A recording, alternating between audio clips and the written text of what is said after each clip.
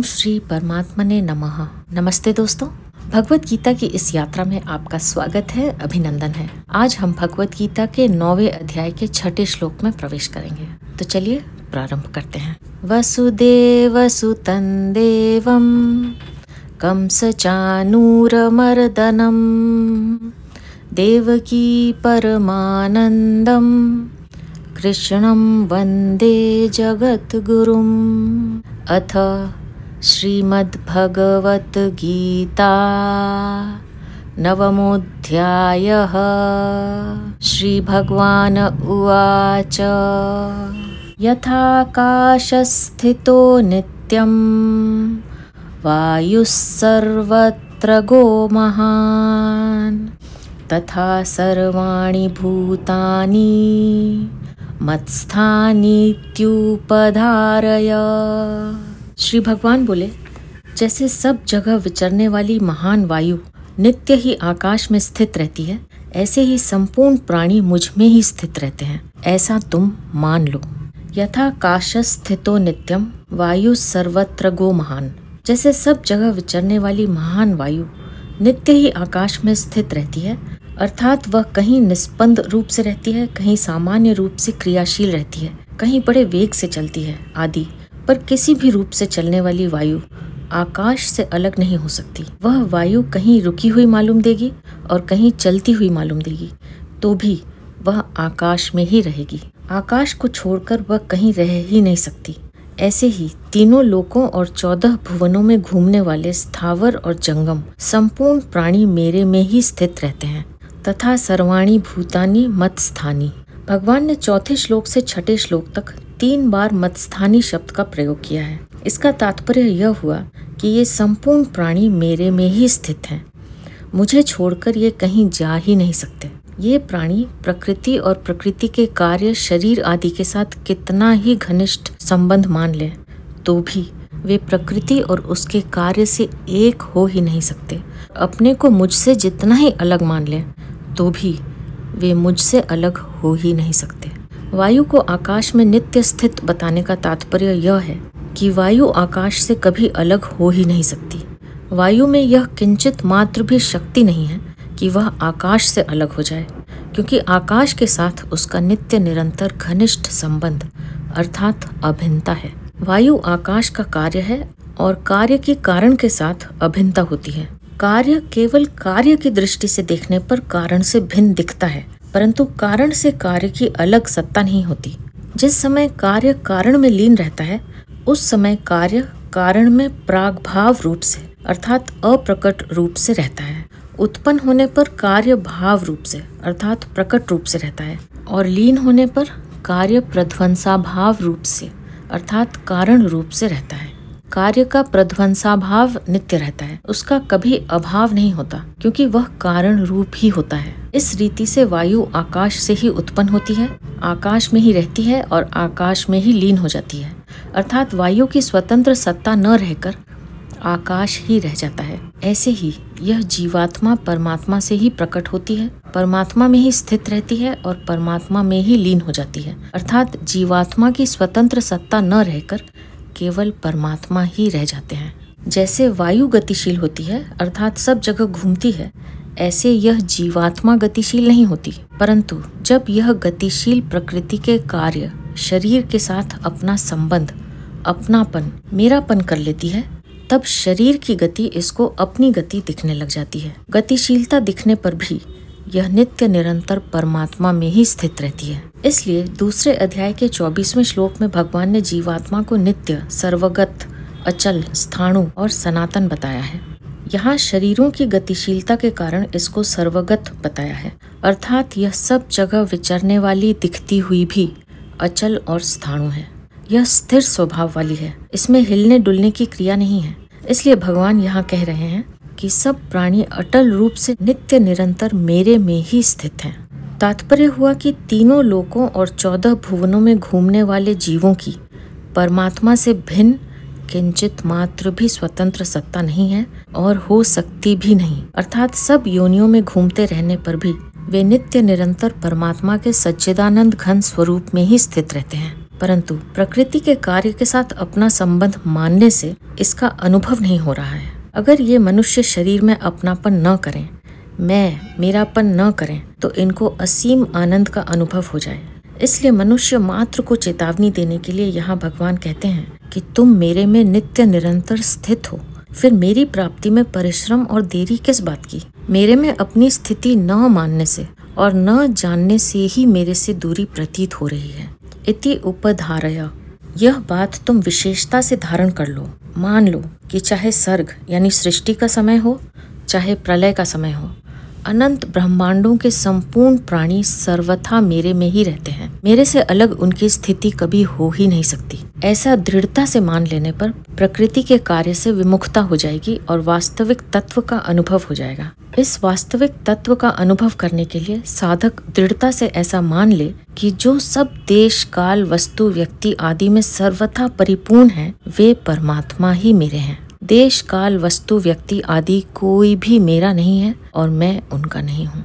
यहाँ विशेष बात यह है कि संपूर्ण जीव भगवान में ही स्थित रहते हैं। भगवान में स्थित रहते हुए भी जीवों के शरीरों में उत्पत्ति, स्थिति और प्रलय का क्रम चलता रहता है, क्योंकि सभी शरीर परिवर्तनशील हैं और यह जीव स्वयं अपरिवर्तनशील है। इस जीव की परमात्मा के साथ तात्विक एकता है, परंतु जब यह जीव परमात्मा से विमुख होकर शरीर के साथ अपनी एकता मान लेता है, तब इसे मैंपन की स्वतंत्र सत्ता का भान होने लगता है कि मैं शरीर हूँ।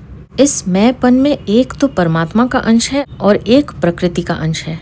यह जीव का स्वरूप हुआ। जीव अंश तो है परमात्मा का, पर पकड़ लेता है प्रकृति के अंश को। इस मैंपन में जो प्रकृति का अंश है वह स्वतः ही प्रकृति की तरफ खींचता है, परंतु प्रकृति के अंश के साथ तादात्म्य में होने से परमात्मा का अंश जीव उस खिंचाव को अपना खिंचाव मान लेता है और मुझे सुख मिल जाए, धन मिल जाए, भोग मिल जाए, ऐसा भाव कर लेता है।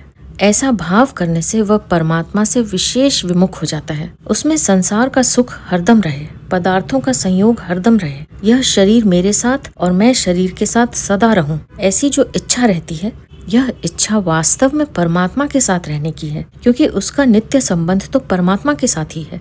जीव शरीरों के साथ कितना ही घुल मिल जाए, पर परमात्मा की तरफ उसका खिंचाव कभी मिटता नहीं, मिटने की संभावना ही नहीं। मैं नित्य निरंतर रहूं, सदा सुखी रहूं तथा मुझे सर्वोपरि सुख मिले, इस रूप में परमात्मा का खिंचाव ही रहता है। परंतु उससे भूल यह होती है कि वह जड़ अंश की मुख्यता से इस सर्वोपरि सुख को जड़ के द्वारा ही प्राप्त करने की इच्छा करता है। वह भूल से उस सुख को चाहने लगता है जिस सुख पर उसका अधिकार नहीं है। अगर वह सजग, सावधान हो जाए और भोगों में कोई सुख नहीं है, आज तक कोई सा भी संयोग नहीं रहा, रहना संभव ही नहीं, ऐसा समझ ले, तो सांसारिक संयोग जन्य सुख की इच्छा मिट जाएगी और वास्तविक सर्वोपरि नित्य रहने वाले सुख की इच्छा, जो कि आवश्यकता है, जागृत हो जाएगी। यह आवश्यकता ज्यों-ज्यों जागृत होगी, त्यों-त्यों नाशवान पदार्थों से विमुक्ता होती चली जाएगी। नाशवान पदार्थों से सर्वथा विमुक्ता होने पर मेरी स्थिति तो अनादि काल से परमात्मा में ही है, इसका अनुभव हो जाएगा।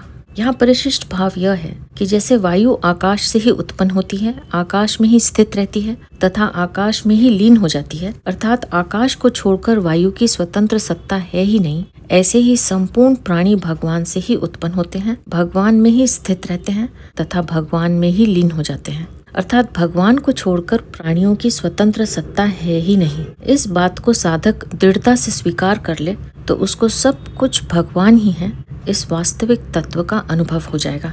इस श्लोक को समझने के लिए कार्य कारण भाव जैसा ठीक बैठता है, वैसा विवर्तवाद ठीक नहीं बैठता। विवर्त का अर्थ है विरुद्ध बर्ताव, जो नहीं है और दिखता है। जैसे रस्सी में सांप दिखना, यह विवर्तवाद है।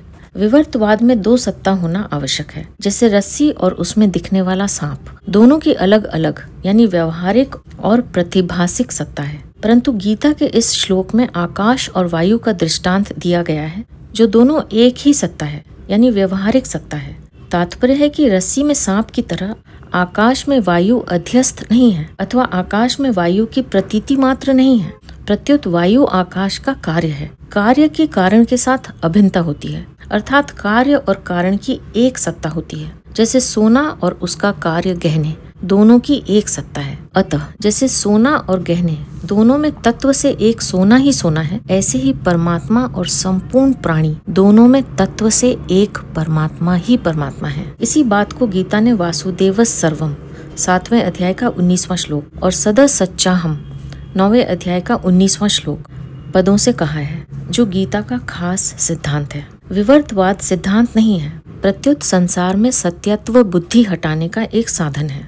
अगर वायु स्पंदित हो तो वायु में आकाश है और आकाश में वायु है। अगर वायु स्पंदित न हो तो न वायु में आकाश है और न आकाश में वायु है, अर्थात आकाश ही आकाश है। दूसरे शब्दों में, जब तक वायु की स्वतंत्र सत्ता की मान्यता है तब तक आकाश में वायु और वायु में आकाश है। परंतु तात्विक दृष्टि से देखें तो न आकाश में वायु है और न वायु में आकाश है, अर्थात आकाश ही आकाश है। इसी तरह तात्विक दृष्टि से न परमात्मा में प्राणी है न प्राणियों में परमात्मा है, अर्थात परमात्मा ही परमात्मा है। गीता इसी अध्याय का 4-5वां श्लोक। इस श्लोक में वायु के लिए 2 पद आए हैं, सर्वत्र गह और महान। इससे यह समझना चाहिए कि जीवात्मा भी संसार की दृष्टि से यानी प्रकृति के संबंध से 84 लाख योनियां, 3 लोक, 14 भुवन आदि में घूमने के कारण सर्वत्र गह है। महान पद से अनंत ब्रह्मांडों के सभी जीव यानी जीव समुदाय समझना चाहिए। जैसे वायु नित्य ही आकाश में स्थित रहती है, अर्थात वायु का आकाश के साथ नित्य संबंध है, ऐसे ही जीव मात्र का परमात्मा के साथ नित्य संबंध यानी नित्य योग है। श्लोक में भगवान ने संपूर्ण प्राणियों की स्थिति अपने में बताई, पर उनके महासर्ग और महाप्रलय का वर्णन करना बाकी रह गया। अतः उसका वर्णन भगवान आगे के 2 श्लोकों में करते हैं। सर्वभूतानि कौन्तेय प्रकृतिं यान्ति मामेकां कल्पक्षये पुनस्तानि कल्पादौ विसृजाम्यहम्। श्री भगवान बोले, हे कुंती नंदन, कल्पों का क्षय होने पर महाप्रलय के समय संपूर्ण प्राणी मेरी प्रकृति को प्राप्त होते हैं और कल्पों के आदि में महासर्ग के समय मैं फिर उनकी रचना करता हूँ। सर्वभूतानि कौन्तेय प्रकृतिम यान्ति मामिकाम कल्पक्षये। संपूर्ण प्राणी मेरे ही अंश हैं और सदा मेरे में ही स्थित रहने वाले हैं, परंतु वे प्रकृति और प्रकृति के कार्य, शरीर आदि के साथ तादात्म्य यानी मैं मेरेपन का संबंध करके जो कुछ भी कर्म करते हैं, उन कर्मों तथा उनके फलों के साथ उनका संबंध जुड़ जाता है, जिससे वे बार बार जन्मते मरते रहते हैं। जब महाप्रलय का समय आता है, जिसमें ब्रह्मा जी 100 वर्ष की आयु पूरी होने पर लीन हो जाते हैं, उस समय प्रकृति के परवश हुए वे संपूर्ण प्राणी प्रकृति जन्य संबंध को लेकर अर्थात अपने अपने कर्मों को लेकर मेरी प्रकृति में लीन हो जाते हैं। महासर्ग के समय प्राणियों का जो स्वभाव होता है, उसी स्वभाव को लेकर वे महाप्रलय में लीन होते हैं। पुनस्तानि कल्पादौ विसृजाम्यहम्। महाप्रलय के समय अपने अपने कर्मों को लेकर प्रकृति में लीन हुए प्राणियों के कर्म जब परिपक्व होकर फल देने के लिए उन्मुख हो जाते हैं, तब प्रभु के मन में बहुश्याम प्रजा येय ऐसा संकल्प हो जाता है। यही महासर्ग का आरंभ है। इसी को 8वें अध्याय के 3 श्लोक में कहा है, भूत भावोद्भव करो विसर्गक कर्म संगीतः, अर्थात संपूर्ण प्राणियों का जो होनापन है उसको प्रकट करने के लिए भगवान का जो संकल्प है, यही विसर्ग है, यही उनका त्याग है और यही आदि कर्म है। 14वें अध्याय के 3 और 4 श्लोकों में इसी को गर्भम दधाम्यहम् और अहम बीज प्रदफ पिता कहा है। तात्पर्य यह हुआ कि कल्पों के आदि में अर्थात महासर्ग के आदि में ब्रह्मा जी के प्रकट होने पर मैं पुनः प्रकृति में लीन हुए, प्रकृति के परवश हुए उन जीवों का उनके कर्मों के अनुसार उन योनियों यानी उन शरीरों के साथ विशेष संबंध करा देता हूँ। यह मेरा उनको रचना है। इसी को भगवान ने 4 अध्याय के 13वें श्लोक में कहा है, चातुर्वर्ण्यम मया सृष्टम गुण कर्म विभागशः, अर्थात मेरे द्वारा गुणों और कर्मों के विभाग पूर्वक 4 वर्णों की रचना की गई है। ब्रह्मा जी के एक दिन का नाम कल्प है, जो मानवीय 1000 चतुर्युगी का होता है। इतने ही समय की ब्रह्मा जी की एक रात होती है। इस हिसाब से ब्रह्मा जी की आयु 100 वर्ष की होती है। ब्रह्मा जी की आयु समाप्त होने पर जब ब्रह्मा जी लीन हो जाते हैं, उस महाप्रलय को यहाँ कल्पक्षय पद से कहा गया है। जब ब्रह्मा जी पुनः प्रकट होते हैं, उस महासर्ग को यहाँ कल्पादौ पद से कहा गया है। यहाँ सर्वभूतानि प्रकृतिम यान्ति, महाप्रलय में जो जीव स्वयं प्रकृति को प्राप्त होते हैं, और तानि कल्पादो विसृजामि, महासर्ग के आदि में मैं उनकी रचना करता हूँ। ये दो प्रकार की क्रियाएं देने का तात्पर्य है कि क्रियाशील होने से प्रकृति स्वयं लय की तरफ जाती है, अर्थात क्रिया करते करते थकावट होती है तो प्रकृति का परमात्मा में लय होता है। ऐसी प्रकृति के साथ संबंध रखने से महाप्रलय के समय प्राणी भी स्वयं प्रकृति में लीन हो जाते हैं और प्रकृति परमात्मा में लीन हो जाती है। महासर्ग के आदि में उनके परिपक्व कर्मों का फल देकर उनको शुद्ध करने के लिए मैं उनके शरीरों की रचना करता हूँ। रचना उन्हीं प्राणियों की करता हूँ जो कि प्रकृति के परवश हुए हैं। जैसे मकान का निर्माण तो किया जाता है पर वह धीरे धीरे स्वतः गिर जाता है, ऐसे ही सृष्टि की रचना तो भगवान करते हैं पर प्रलय स्वतः होता है। इससे सिद्ध हुआ कि प्रकृति के कार्य यानी संसार शरीर की रचना में तो भगवान का हाथ होता है पर प्रकृति का कार्य रास की तरफ स्वतः जाता है। ऐसे ही भगवान का अंश होने के कारण जीव स्वतः भगवान की तरफ, उत्थान की तरफ जाता है। परंतु जब वह कामना, ममता, आसक्ति करके स्वतः पतन यानी ह्रास की तरफ जाने वाले नाशवान शरीर संसार के साथ अपना संबंध मान लेता है, तब वह पतन की तरफ चला जाता है। इसलिए मनुष्य को अपने विवेक को महत्व देकर तत्परता से अपना उत्थान करना चाहिए, अर्थात कामना, ममता, आसक्ति को त्याग करके केवल भगवान के ही सम्मुख हो जाना चाहिए। यहाँ परिशिष्ट भाव यह है कि सृष्टि में तीन बातें मुख्य हैं: उत्पत्ति, स्थिति और प्रलय। साधक की दृष्टि संसार की स्थिति की तरफ ही रहती है, इसलिए पहले पूर्व श्लोक में स्थिति की बात कहकर अब भगवान इस श्लोक में उत्पत्ति और प्रलय की बात कहते हैं। तात्पर्य है कि उत्पत्ति, स्थिति और प्रलय तीनों ही समग्र परमात्मा से होते हैं। वास्तव में संसार की स्थिति है ही नहीं, प्रत्युत उत्पत्ति और प्रलय के प्रवाह को ही स्थिति कह देते हैं। तात्विक दृष्टि से देखें तो संसार की उत्पत्ति भी नहीं है, प्रत्युत प्रलय ही प्रलय है, अर्थात अभाव ही अभाव है। अतः संसार का प्रलय, अभाव अथवा वियोग ही मुख्य है। ना सतो विद्यते भावः। गीता 2 अध्याय का 16वां श्लोक। प्रकृतिं स्वामवष्टभ्य विसृजामि पुनः पुनः भूतग्राममिमं कृत्स्नम् अवशं प्रकृतेर्वशात्।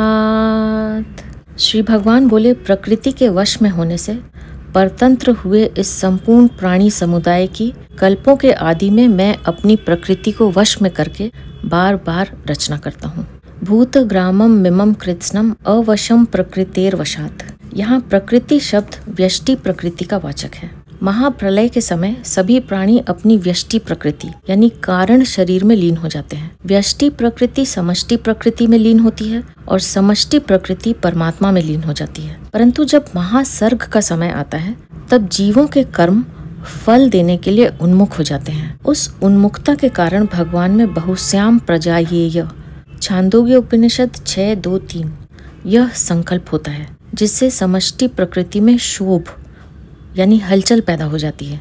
जैसे दही को बिलोया जाए तो उसमें मक्खन और छाछ ये दो चीजें पैदा हो जाती हैं। मक्खन तो ऊपर आ जाता है और छाछ नीचे रह जाती है। यहाँ मक्खन सात्विक है, छाछ तामस है और बिलोना रूप क्रिया राजस है। ऐसे ही भगवान के संकल्प से प्रकृति में शोभ हुआ तो प्रकृति से सात्विक, राजस और तामस ये तीनों गुण पैदा हो गए। उन तीनों गुणों से स्वर्ग, मृत्यु और पाताल ये तीनों लोक पैदा हुए। उन तीनों लोकों में भी अपने अपने गुण, कर्म और स्वभाव से सात्विक, राजस और तामस जीव पैदा हुए, अर्थात कोई सत्व प्रधान है, कोई रज प्रधान है और कोई तम प्रधान है।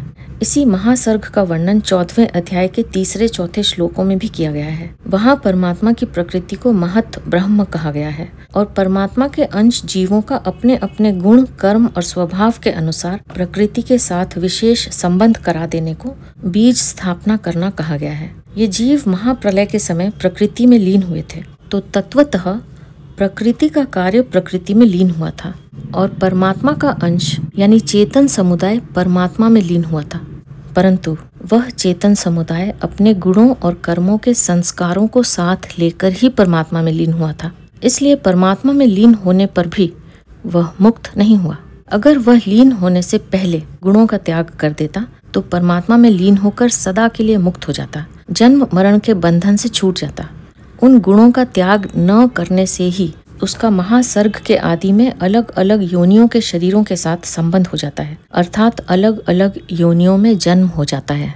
अलग अलग योनियों में जन्म होने में इस चेतन समुदाय की व्यष्टि प्रकृति अर्थात गुण कर्म आदि से माने हुए स्वभाव की परवशता ही कारण है। 8वें अध्याय के 19वें श्लोक में जो परवशता बताई गई है वह भी व्यष्टि प्रकृति की है। 3रे अध्याय के 5वें श्लोक में जो अवशता बताई गई है वह जन्म होने के बाद की परवशता है। यह परवशता तीनों लोकों में है। इसी परवशता का 14वें अध्याय के 5वें श्लोक में गुणों की परवशता के रूप में वर्णन हुआ है। प्रकृतिम स्वाम अवष्टभ्य।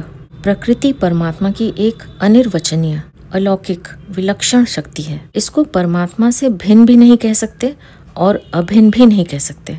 ऐसी अपनी प्रकृति को स्वीकार करके परमात्मा महासर्ग के आदि में प्रकृति के परवश हुए जीवों की रचना करते हैं। परमात्मा प्रकृति को लेकर ही सृष्टि की रचना करते हैं, प्रकृति के बिना नहीं। कारण कि सृष्टि में जो परिवर्तन होता है, उत्पत्ति विनाश होता है, वह सब प्रकृति में ही होता है, परमात्मा में नहीं। अतः भगवान क्रियाशील प्रकृति को लेकर ही सृष्टि की रचना करते हैं। इसमें भगवान की कोई असमर्थता, पराधीनता, अभाव, कमजोरी आदि नहीं है। जैसे मनुष्य द्वारा विभिन्न कार्य होते हैं तो वे विभिन्न करण उपकरण इंद्रियों और वृत्तियों से होते हैं, पर यह मनुष्य की कमजोरी नहीं है, प्रत्युत यह उसका इन करण उपकरण आदि पर अधिपत्य है, जिससे वह इनके द्वारा कर्म करा लेता है। हाँ, मनुष्य में यह कमी है कि वह उन कर्मों को अपना और अपने लिए मान लेता है, जिससे वह लिप्त हो जाता है, अर्थात अधिपति होता हुआ भी गुलाम हो जाता है। ऐसे ही भगवान सृष्टि की रचना करते हैं तो उनका प्रकृति पर अधिपत्य ही सिद्ध होता है, पर अधिपत्य होने पर भी भगवान में लिप्तता आदि नहीं होती। विसृजामि पुनः पुनः, यहाँ वी उपसर्ग पूर्वक सृजामी क्रिया देने का तात्पर्य है कि भगवान जिन जीवों की रचना करते हैं वे विविध यानी अनेक प्रकार के कर्मों वाले ही होते हैं, इसलिए भगवान उनकी विविध प्रकार से रचना करते हैं, अर्थात स्थावर, जंगम, स्थूल, सूक्ष्म आदि। भौतिक शरीरों में भी कई पृथ्वी प्रधान, कई तेज प्रधान, कई वायु प्रधान आदि अनेक प्रकार के शरीर होते हैं। उन सब की भगवान रचना करते हैं। यहाँ यह बात समझने की है कि भगवान उन्हीं जीवों की रचना करते हैं जो व्यष्टि प्रकृति के साथ मैं और मेरापन करके प्रकृति के वश में हो गए हैं। व्यष्टि प्रकृति के परवश होने से ही जीव समष्टि प्रकृति के परवश होता है। प्रकृति के परवश न होने से महासर्ग में उनका जन्म नहीं होता। यहाँ परिशिष्ट भाव यह है कि तत्व से प्रकृति भगवान से अभिन्न है, अतः वास्तव में भगवान का स्वरूप प्रकृति सहित ही है। भगवान को प्रकृति रहित मानना उनको एक देशीय मानना है, जो कि संभव ही नहीं है। अवशम प्रकृतेर वशात, परा प्रकृति अर्थात स्वयं सर्वथा स्वतंत्र स्वस्थ है। विजातीय अपरा प्रकृति के साथ संबंध जोड़ने से ही वह परतंत्र यानी प्रकृतिस्थ हुआ है, अन्यथा वह परतंत्र हो ही नहीं सकता। गुणों का संग होना ही परतंत्रता है। कारणम गुणों संगोस्य सदा सद्यो निजन्मसु, गीता 13वें अध्याय का 21वां श्लोक। जो प्रकृति के वश में अर्थात अवश है, उन्हीं प्राणियों की भगवान बार बार रचना करते हैं। जो प्रकृति के वश में नहीं है अर्थात अवश है, उनकी रचना नहीं होती। सर्गे पिनोपजायन्ते प्रलये न व्यथन्ति च, गीता 14वें अध्याय का 2रा श्लोक। आसक्ति और कर्तृत्व अभिमान पूर्वक कर्म करने से मनुष्य कर्मों से बंध जाता है। भगवान बार बार सृष्टि रचना रूप कर्म करने से भी क्यों नहीं बंधते, इसका उत्तर भगवान आगे के श्लोक में देते हैं। न च मां तानि कर्माणि निबध्नन्ति धनंजय उदासीन वदासीनम असक्तम तेषु कर्मसु। श्री भगवान बोले, हे धनंजय, उन सृष्टि रचना आदि कर्मों में अनासक्त और उदासीन की तरह रहते हुए मुझे वे कर्म नहीं बांधते। उदासीन वदासीनम असक्तम तेषु कर्मसु। महासर्ग के आदि में प्रकृति के परवश हुए प्राणियों की उनके कर्मों के अनुसार विविध प्रकार से रचना रूप जो कर्म है उसमें मेरी आसक्ति नहीं है, कारण कि मैं उनमें उदासीन की तरह रहता हूँ, अर्थात प्राणियों के उत्पन्न होने पर मैं हर्षित नहीं होता और उनके प्रकृति में लीन होने पर मैं खिन्न नहीं होता। यहाँ उदासीनवत पद में जो वत यानी वती प्रत्यय है उसका अर्थ तरह होता है, अतः इस पद का अर्थ हुआ उदासीन की तरह। भगवान ने अपने आप को उदासीन की तरह क्यों कहा? कारण कि मनुष्य उसी वस्तु से उदासीन होता है जिस वस्तु की वह सत्ता मानता है, परंतु जिस संसार की उत्पत्ति, स्थिति और प्रलय होता है उसकी भगवान के सिवाय कोई स्वतंत्र सत्ता ही नहीं है। इसलिए भगवान उस संसार की रचना रूप कर्म से उदासीन क्या रहे? वे तो उदासीन की तरह रहते हैं। तात्पर्य है कि वास्तव में यह सब भगवान का ही स्वरूप है, इनकी स्वतंत्र सत्ता है ही नहीं। तो अपने स्वरूप से भगवान क्या उदासीन रहे? इसलिए भगवान उदासीन की तरह हैं। न च माम तानी कर्माणि निबध्नन्ति। पूर्व श्लोक में भगवान ने कहा कि मैं प्राणियों को बार बार रचता हूँ। उन रचना रूप कर्मों को ही यहाँ तानी कहा गया है। वे कर्म मुझे नहीं बांधते, क्योंकि उन कर्मों और उनके फलों के साथ मेरा कोई संबंध नहीं है।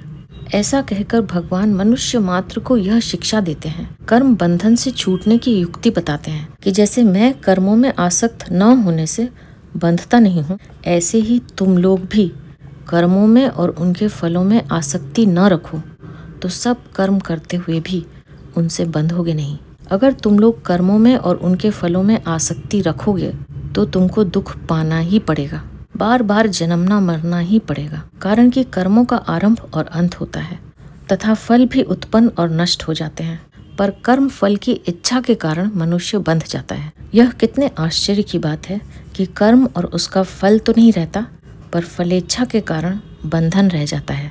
ऐसे ही वस्तु नहीं रहती, पर वस्तु का संबंध यानी बंधन रह जाता है। संबंधी नहीं रहता, पर उसका संबंध रह जाता है। मूर्खता की बलिहारी है। यहाँ परिशिष्ट भाव यह है कि कर्मों से मनुष्य बंधता है। कर्मणा बध्यते जंतुः। इस सांसारिक दृष्टि से ही भगवान कहते हैं कि मैं कर्मों से नहीं बंधता। गीता 4 अध्याय का 14वां श्लोक। क्योंकि मेरे में न कर्म आसक्ति है, न फल आसक्ति है और न कर्तृत्व है। परंतु तात्विक दृष्टि से देखें तो कर्मों की स्वतंत्र सत्ता है ही नहीं। सृष्टि रचना रूप कर्म भगवान का ही स्वरूप है। ते ब्रह्म तद विदुः कृत्स्नम अध्यात्मम कर्म चाखिलम। गीता 7वें अध्याय का 29वां श्लोक। भूत भावोद्भव करो विसर्गक कर्म संगीतः। गीता 8वें अध्याय का 3रा श्लोक। तात्पर्य है कि सृष्टि की उत्पत्ति, स्थिति और प्रलय आदि जो कुछ हो रहा है वह सब भगवान के द्वारा ही हो रहा है तथा भगवान का ही स्वरूप है। उत्पन्न करने वाला तथा उत्पन्न होने वाला, पालन करने वाला तथा पालित होने वाला, नाश करने वाला तथा नष्ट होने वाला, ये सब एक ही समग्र भगवान के अंग यानी स्वरूप हैं। अहम कृत्स्नस्य जगतः प्रभवः प्रलयस्तथा। गीता 7वें अध्याय का 6वां श्लोक। सब कुछ भगवान ही है, दूसरा कोई है ही नहीं। फिर भगवान किससे उदासीन हो? इसलिए भगवान ने अपने आप को उदासीनवत अर्थात उदासीन की तरह कहा है। श्लोक में आसक्ति का निषेध करके अब भगवान कर्तृत्व अभिमान का निषेध करते हैं। मयाध्यक्षेण प्रकृतिः सूयते सचराचरम् हेतुनानेन कौन्तेय जगत् विपरिवर्तते। श्री भगवान बोले, प्रकृति मेरी अध्यक्षता में चराचर सहित संपूर्ण जगत की रचना करती है। हे कुंती नंदन, इसी हेतु से जगत का विविध प्रकार से परिवर्तन होता है। मयाध्यक्षेण प्रकृति सूयते सचराचरम। मेरे से सत्ता स्फूर्ति पाकर ही प्रकृति चर अचर जड़ चेतन आदि भौतिक सृष्टि की रचना करती है। जैसे बर्फ का जमना, हीटर का जलना, ट्राम और रेल का आना जाना, लिफ्ट का चढ़ना उतरना, हजारों मील दूरी पर बोले जाने वाले शब्दों को सुनना, हजारों मील दूरी पर होने वाले नाटक आदि को देखना, शरीर के भीतर का चित्र लेना, अल्प समय में ही बड़े से बड़ा हिसाब कर लेना, आदि आदि कार्य विभिन्न विभिन्न यंत्रों के द्वारा होते हैं। परंतु उन सभी यंत्रों में शक्ति बिजली की ही होती है। बिजली की शक्ति के बिना वे यंत्र स्वयं काम कर ही नहीं सकते, क्योंकि उन यंत्रों में बिजली को छोड़कर कोई सामर्थ्य नहीं है। ऐसे ही संसार में जो कुछ परिवर्तन हो रहा है, अर्थात अनंत ब्रह्मांडों का सर्जन, पालन और संहार, स्वर्ग आदि लोकों में और नरकों में पुण्य पाप के फल का भोग, तरह तरह की विचित्र परिस्थितियां और घटनाएं, तरह तरह की आकृतियां, वेशभूषा, स्वभाव आदि जो कुछ हो रहा है वह सब का सब प्रकृति के द्वारा ही हो रहा है, पर वास्तव में हो रहा है भगवान की अध्यक्षता अर्थात सत्ता स्फूर्ति से ही। भगवान की सत्ता स्फूर्ति के बिना प्रकृति ऐसे विचित्र काम कर ही नहीं सकती, क्योंकि भगवान को छोड़कर प्रकृति में ऐसी स्वतंत्र सामर्थ्य ही नहीं है कि जिससे वह ऐसे ऐसे काम कर सके। तात्पर्य यह हुआ कि जैसे बिजली में सब शक्तियां हैं पर वे मशीनों के द्वारा ही प्रकट होती हैं, ऐसे ही भगवान में अनंत शक्तियां हैं पर वे प्रकृति के द्वारा ही प्रकट होती हैं। भगवान संसार की रचना प्रकृति को लेकर करते हैं और प्रकृति संसार की रचना भगवान की अध्यक्षता में करती है। भगवान अध्यक्ष हैं, इसी हेतु से जगत का विविध परिवर्तन होता है। हेतु नानेन जगत विपरिवर्तते। यह विविध परिवर्तन क्या है? जब तक प्राणियों का प्रकृति और प्रकृति के कार्य शरीरों के साथ मैं और मेरापन बना हुआ है, तब तक उनका विविध परिवर्तन होता ही रहता है। अर्थात कभी किसी लोक में तो कभी किसी लोक में, कभी किसी शरीर में तो कभी किसी शरीर में परिवर्तन होता ही रहता है। तात्पर्य हुआ कि भगवत प्राप्ति के बिना उन प्राणियों की कहीं भी स्थायी स्थिति नहीं होती। वे जन्म मरण के चक्कर में घूमते ही रहते हैं। गीता 9वें अध्याय का 3रा श्लोक। सभी प्राणी भगवान में स्थित होने से भगवान को प्राप्त हैं, पर जब वे अपने को भगवान में न मानकर प्रकृति में मान लेते हैं, अर्थात प्रकृति के कार्य के साथ मैं और मेरापन का संबंध मान लेते हैं, तब वे प्रकृति को प्राप्त हो जाते हैं। और फिर क्या होता है? फिर भगवान की अध्यक्षता में प्रकृति उन शरीरों को उत्पन्न और लीन करती रहती है। वास्तव में देखा जाए तो उन प्राणियों को उत्पन्न और लीन करने की शक्ति प्रकृति में नहीं है, क्योंकि प्रकृति तो जड़ है। यह स्वयं भी जन्मता मरता नहीं, क्योंकि परमात्मा का अंश होने से स्वयं अविनाशी है, चेतन है, निर्विकार है। परंतु प्रकृति जन्य पदार्थों के साथ मैं मेरापन का संबंध जोड़कर उनके परवश होकर इसको जन्मना मरना पड़ता है, अर्थात नए नए शरीर धारण करने और छोड़ने पड़ते हैं। जगत मात्र की उत्पत्ति, स्थिति और प्रलय की जो क्रिया होती है वह सब प्रकृति से ही होती है, प्रकृति में ही होती है और प्रकृति की ही होती है। परंतु उस प्रकृति को परमात्मा से ही सत्ता स्फूर्ति मिलती है। परमात्मा से सत्ता स्फूर्ति मिलने पर भी परमात्मा में कर्तृत्व नहीं आता। जैसे सूर्य के प्रकाश में सभी प्राणी सब कर्म करते हैं और उनके कर्मों में विहित तथा निषिद्ध सब तरह की क्रियाएं होती हैं। उन कर्मों के अनुसार ही प्राणी अनुकूल प्रतिकूल परिस्थितियों का अनुभव करते हैं। अर्थात कोई सुखी है तो कोई दुखी है, कोई ऊंचा है तो कोई नीचा है, कोई किसी लोक में है तो कोई किसी लोक में है, कोई किसी वर्ण आश्रम में है तो कोई किसी वर्ण आश्रम में है, आदि तरह तरह का परिवर्तन होता है। परंतु सूर्य और उसका प्रकाश ज्यों का त्यों ही रहता है, उसमें कभी किंचित मात्र भी कोई अंतर नहीं आता। ऐसे ही संसार में विविध प्रकार का परिवर्तन हो रहा है, पर परमात्मा और उनका अंश जीवात्मा ज्यों के त्यों ही रहते हैं। वास्तव में अपने स्वरूप में किंचित मात्र भी परिवर्तन न है, न हुआ है, न होगा और न हो ही सकता है। केवल परिवर्तनशील संसार के साथ अपना संबंध मानने से, अर्थात तादात्म्य, ममता और कामना करने से ही संसार का परिवर्तन अपने में होता हुआ प्रतीत होता है। अगर प्राणी जिन भगवान की अध्यक्षता में सब परिवर्तन होता है उनके साथ अपनी वास्तविक एकता मान ले, जो कि स्वतः सिद्ध है, तो भगवान के साथ इसका जो वास्तविक प्रेम है वह स्वतः प्रकट हो जाएगा। यहाँ परिशिष्ट भाव यह है कि भगवान से सत्ता स्फूर्ति पाकर ही प्रकृति चराचर सहित संपूर्ण प्राणियों की रचना करती है। अर्थात सब परिवर्तन प्रकृति में ही होता है, भगवान में नहीं। जब तक प्राणियों का प्रकृति के साथ संबंध रहता है उनमें विविध परिवर्तन होता रहता है, अर्थात उनकी कहीं भी स्थायी स्थिति नहीं होती। प्रत्युत वे जन्म मरण के चक्र में घूमते रहते हैं। प्रकृति तो परमात्मा के अधीन रहकर संपूर्ण सृष्टि की रचना करती है, पर जीव प्रकृति के अधीन होकर जन्म मरण के चक्र में घूमता है। तात्पर्य है कि परमात्मा तो स्वतंत्र है, पर उनका अंश जीवात्मा सुख की इच्छा के कारण परतंत्र हो जाता है। तत्व से भगवान यानी शक्तिमान और प्रकृति यानी शक्ति एक होते हुए भी मनुष्यों को समझाने की दृष्टि से भगवान कहते हैं कि सृष्टि की रचना में प्रकृति का मुख्य हाथ है। वास्तव में न प्रकृति की स्वतंत्र सत्ता है, न कर्मों की। अगर भगवान और उनकी प्रकृति को अलग अलग देखें तो संसार का उपादान कारण प्रकृति है और निमित्त कारण भगवान है, क्योंकि संसार रूप से भगवान परिणत नहीं होते, प्रत्युत प्रकृति परिणत होती है। परंतु भगवान और उनकी प्रकृति को एक देखें, जो कि वास्तव में एक हैं, तो भगवान संसार के अभिन्न निमित्तोपादान कारण हैं। 7वें अध्याय के आरंभ में भगवान ने परा और अपरा प्रकृति के स्वरूप का वर्णन किया है और यहाँ यानी 9वें अध्याय के आरंभ में उनके कार्यों यानी उत्पत्ति, स्थिति और प्रलय का वर्णन किया है, जो भगवान की लीला है। तात्पर्य है कि 7वें अध्याय में परा अपरा का वर्णन मुख्य है और यहाँ परा अपरा के मालिक यानी परमात्मा का वर्णन मुख्य है। इस अध्याय में भगवान की लीला, प्रभाव और ऐश्वर्य का विशद वर्णन है, जिससे साधक का भगवान में प्रेम हो जाए, वह मुक्ति में अटके नहीं। जो नित्य निरंतर अपने आप में ही स्थित रहते हैं, जिसके आश्रय से प्रकृति घूम रही है और संसार मात्र का परिवर्तन हो रहा है, ऐसे परमात्मा की तरफ दृष्टि न डालकर जो उल्टे चलते हैं, उनका वर्णन भगवान आगे के 2 श्लोकों में करते हैं, जिन्हें लेकर हम अपनी अगली प्रस्तुति में फिर उपस्थित होंगे। अब मैं आपसे आज्ञा लूंगी। आप अपना ध्यान रखिए, हमेशा खुश रहिए, मुस्कुराते रहिए। आपका बहुत बहुत धन्यवाद। ओम श्री परमात्मने नमः।